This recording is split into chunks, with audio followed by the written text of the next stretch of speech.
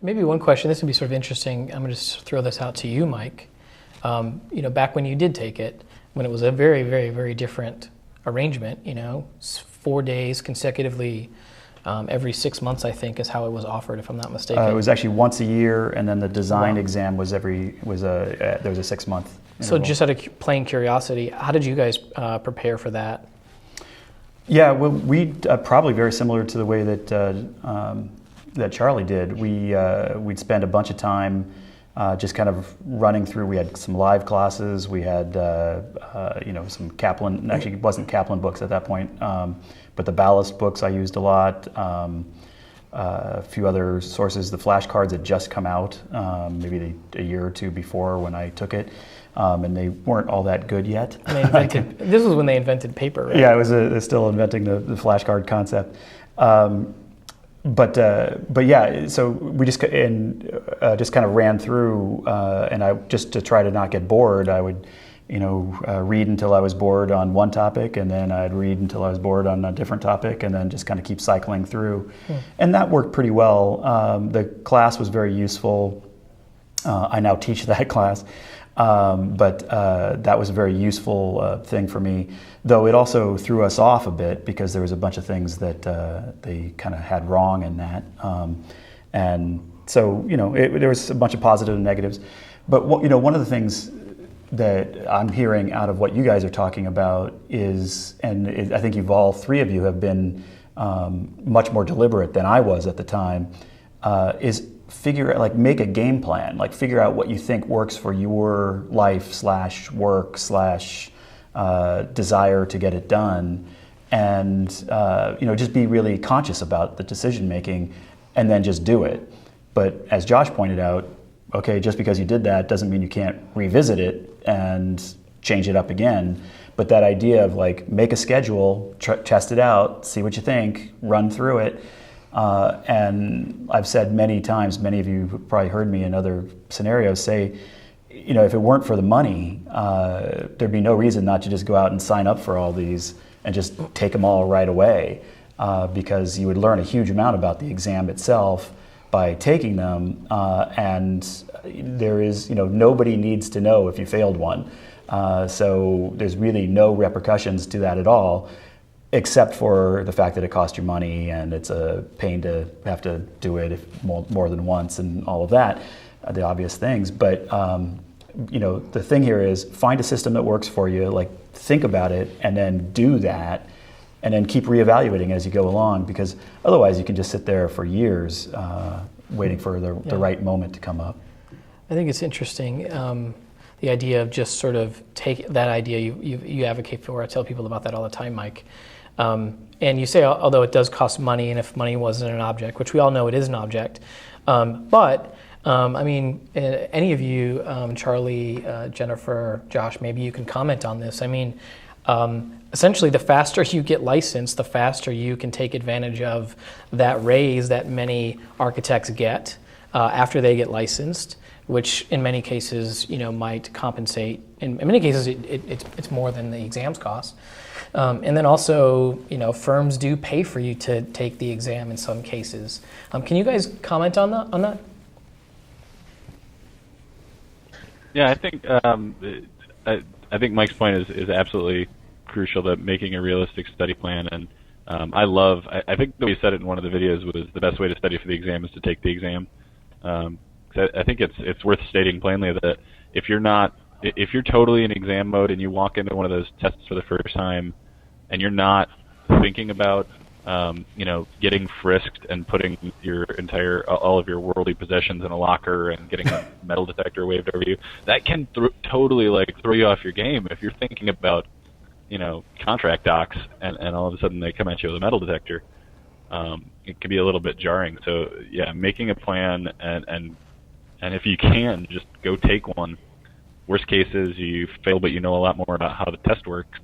Best case is you pass one without studying, and that puts you way ahead. Yeah, that is a good point. Back to Marc's question. For me, I was working at Kensler in Chicago at the time, and I got my license in spring 2014. So, once I passed all the exams and I had my IDP completed, I was able to go into my boss and ask for, get my raise for being licensed. So it's obviously a great incentive in that sense. And also, they would pay for any exams that I would pass. So, you put the money up front, and if you pass, I would get reimbursed for it. And that's a policy that they have across all their firms. And it's also, there's a good financial incentive for, there's, they would reimburse you for also classes you could take at AI Chicago. They would reimburse for that. And also there's a group of, study materials that was passed around to people that you could rent out and check out. So, those kind of resources at a large firm were really great. But, I know at smaller firms, there's not, those kind of financial resources there. But it's always worth, talking to your boss while you're doing the exams to see how they can support you, because they know it's difficult financially and time. So I think just talking with your bosses and managers and just ask the question how they can support you. Yeah, I'm actually at one of those smaller to medium-sized firms, and the way our office kind of supports it is that they don't pay for the exams, but they will pay for your time to take the exams. So it tended to roughly equate to about them paying for half of the exam, which is okay, because we also had study materials in our materials library, and so I did not have to spend any money on study materials, so it kind of all equates out.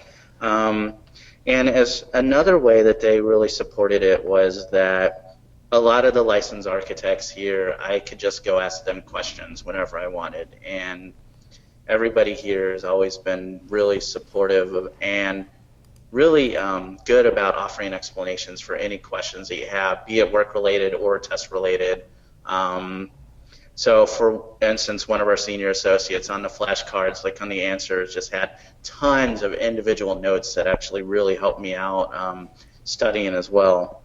And as far as once you complete your license, yeah, it's definitely pretty good to go in to your bosses and be like, hey, I'm licensed now, how about that raise? And, Yeah. luckily, I was able to receive it, but that could have been the other way around too.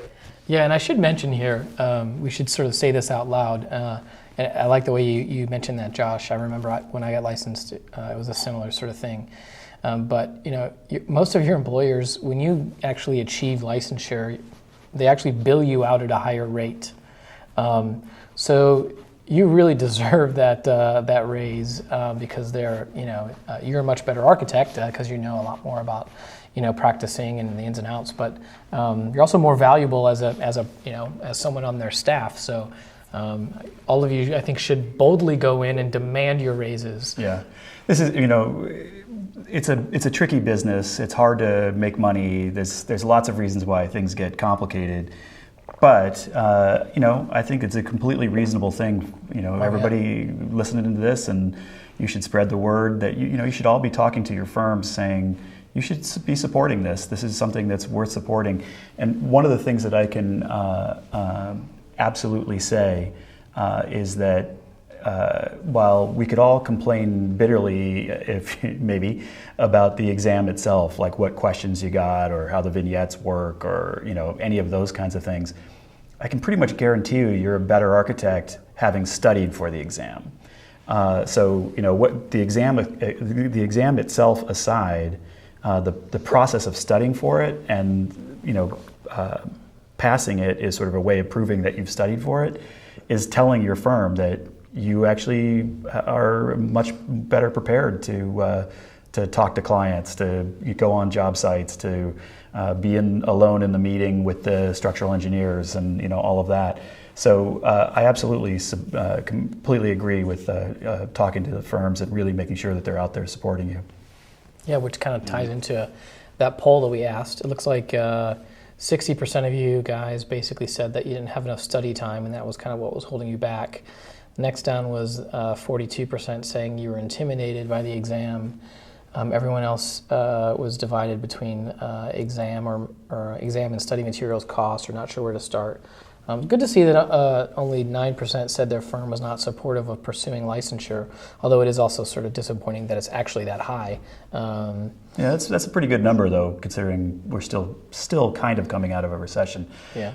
That's not too bad.